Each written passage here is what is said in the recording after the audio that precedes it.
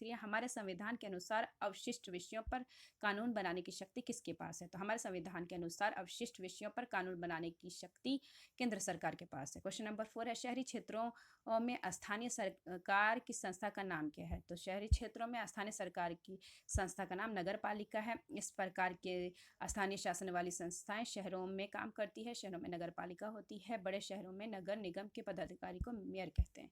ठीक है, लेकिन आपको सिर्फ आंसर में लिखना है नगर पालिका। ठीक है, फिर क्वेश्चन नंबर 5 है, हमें स्थानीय सरकारों की आवश्यकता क्यों पड़ती है?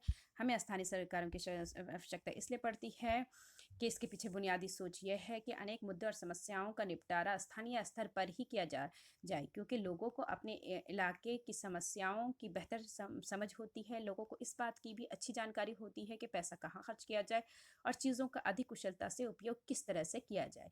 इसके अलावा स्थानीय स्तर पर लोगों के फैसले में का सीधा भागीदारी होता है। तो ये आपका क्वेश्चन 5 हो गया।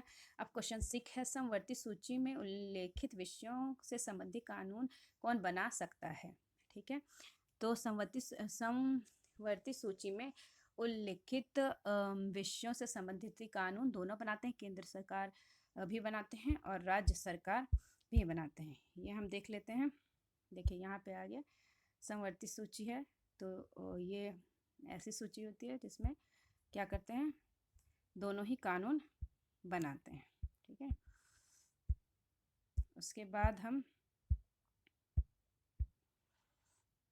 देखिए समवर्ती सूची आ गई। यहाँ पे शिक्षा, मजदूर संघ, विवाद, गोद लेना और उत्तरदायी जैसे विषय है जो केंद्र के साथ साथ राज्य सरकार की झांसी दिलचस्पी में आती है। मतलब इसमें केंद्र सरकार और राज्य सरकार दोनों ही काम करते हैं। इन विषयों पर कानून बनाने का अधिकार राज्य सरकार और केंद्र सरकार दोनों को है, लेकिन जब दोनों के कानूनों में टकराव हो तो केंद्र सरकार द्वारा बनाया कानून ही मान्य होता है।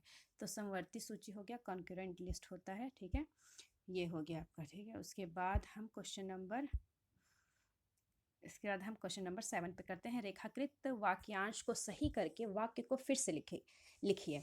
कार्यपालिका के पास कानून बनाने की शक्ति होती है, तो कार्यपालिका के पास नहीं होती है। किसके पास होती है कानून बनाने की शक्ति?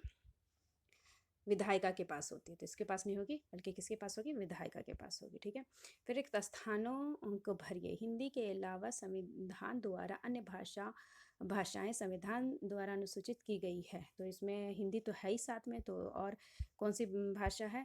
टोटल 22 है, तो इसमें 21 आ जाएगा। ठीक है, निम्नलिखित में से कौन सा महासंघ एक साथ आने का उदाहरण नहीं है?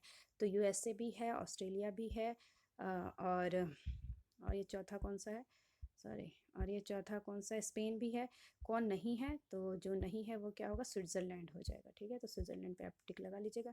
फिर निम्नलिखित कथन ए और कारण आर दिए गए हैं। इन कथनों को पढ़ करके नीचे दिए गए विकल्पों का सही ये कीजिए। ठीक है, तो पहला है, सिन्हीलियों और तमिलों के बीच अविश्वास व्यापक संघर्षों में बदल गया था। कारण एक नई संविधान में ये प्रावधान किया गया था कि सरकार श्रीलंका के बौद्ध धर्म की रक्षा करेगी और उनको बढ़ावा देगी। तो कथन ए और कारण आर दोनों सही है, और इसका तो ये आपका ये वाला जो पहला है ए, ये आपका सही हो जाएगा।